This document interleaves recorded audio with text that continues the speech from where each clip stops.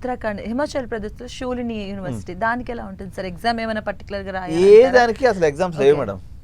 North లో straight అవే మనం పోయినవా. ఇప్పుడు షూలిని కూడా ఒక ప్రకృతి సోయగాల మధ్యలో జీరో పొల్యూషన్ ఏరియా. అది మీకు షూలిని యూనివర్సిటీలో ప్రకృతిని ప్రిజర్వ్ చేయడం మీద వాళ్ళు చాలా ప్రత్యేకమైనటువంటి దృష్టి పెడతారు అనమాట. అంటే ఆ కాలేజీ కట్టేటప్పుడు ఉన్నటువంటి రాక్స్ని చెట్లని ప్రిజర్వ్ చేస్తూ ఒక అందమైనటువంటి, ఇప్పుడు యాక్చువల్గా మన జనాల్లో కూడా కొంత విచిత్రమైన పరిస్థితి ఏంటంటే, మేము చిన్నప్పుడు అందరూ బాగా డబ్బున్నటువంటి వాళ్ళు, ఇప్పుడు మా జిల్లా పరిషత్ చైర్మన్ లేకపోతే మా మండల అధ్యక్షుడు పిల్లలు వాళ్ళందరూ ఊటీకి పోయి చదువుకునేవాళ్ళు.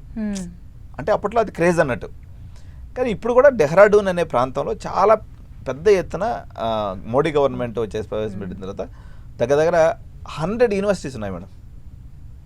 కానీ ఎక్కువగా దాని గురించి ఎవరికి అంత తెలియదు. అవగాహన లేదు. డెహ్రాడూన్లో తీసుకున్నప్పుడు టాప్ 3 యూనివర్సిటీస్ కొన్ని ఉన్నప్పటికీ, యూపీఎస్ లైక్ ఇది గ్రాఫికల్ ఇటువంటి ఉన్నప్పటికీ అన్ని యూనివర్సిటీస్ ఇన్ఫ్రాస్ట్రక్చర్ ఇక్కడ మన దగ్గర టాప్ కాలేజెస్ కన్నా ఒక 5 times బెటర్గా ఉంటాయి.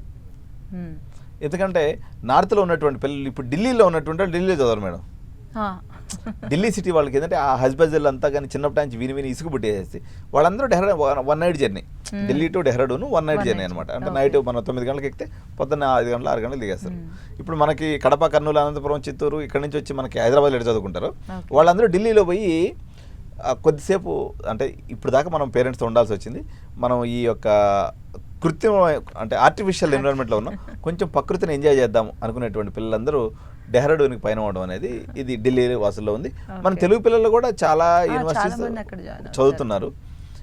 మొత్తం మీద ఏ నార్త్ యూనివర్సిటీ అంటే మీకు ఢిల్లీలో ఉండటం వల్ల బెనిఫిట్ ఏంటంటే లాంగ్వేజ్ స్కిల్స్, ప్రకృతిని ఆరాధించేటువంటి ప్రకృతి ప్రేమికులు ఎవరైతే ఉన్నారో, ప్లస్ ఆహ్లాదకరమైనటువంటి గాలి, మంచి స్వచ్ఛమైనటువంటి ప్రకృతి వడిలో చదవాలనుకున్నటువంటి పిల్లలకి డెఫినెట్గా Shoolini is also one of the best option.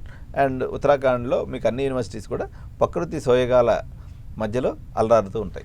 Sir ఇది వాట్ అబౌట్ కెల్విఎం యూనివర్సిటీ జెన్జీ ఈ జెన్జీ టాపిక్ కూడా చాలా నడుస్తుంటుంది మేడం. వీళ్ళు ఏంటంటే ఇప్పుడు ఉదాహరణకి ఈ కెల్విఎం అనుకోండి, పొలారిస్ అనుకోండి, లేకపోతే నెక్స్ట్ వేవ్ అనుకోండి, న్యూటన్స్ అనుకోండి, స్కేలార్ అనుకోండి, ఇవన్నీ జెన్జీ జనరేషన్ కాలేజెస్. దీంట్లో మంచి ఏంటంటే మేడం, ఇప్పుడు సిబిఐటి నాకు ఇష్టమైన కాలేజ్ తెలంగాణలో, లేకపోతే చెన్నైలో అయితే ఎస్ఎస్ఎన్, సిఐటి. వీటిల్లో వీళ్ళకి కొంతమందికి సమాధానం చెప్పాలి మేడం వీళ్ళు, ఎందుకంటే వీళ్ళు వ్యవస్థలో ఉన్నారు. అంటే సిలబస్ అనేది మనిషి యొక్క ఇంజనీరింగ్ విద్యలో విత్తనం లాంటిది మేడం. సరైనటువంటి సిలబస్ పెట్టడంలోనే 80% ఫెయిల్యూర్ని ఎదుర్కొంటున్నాయి తెలంగాణ రాష్ట్రంలో ఉన్నటువంటి ఇంజనీరింగ్ కాలేజెస్.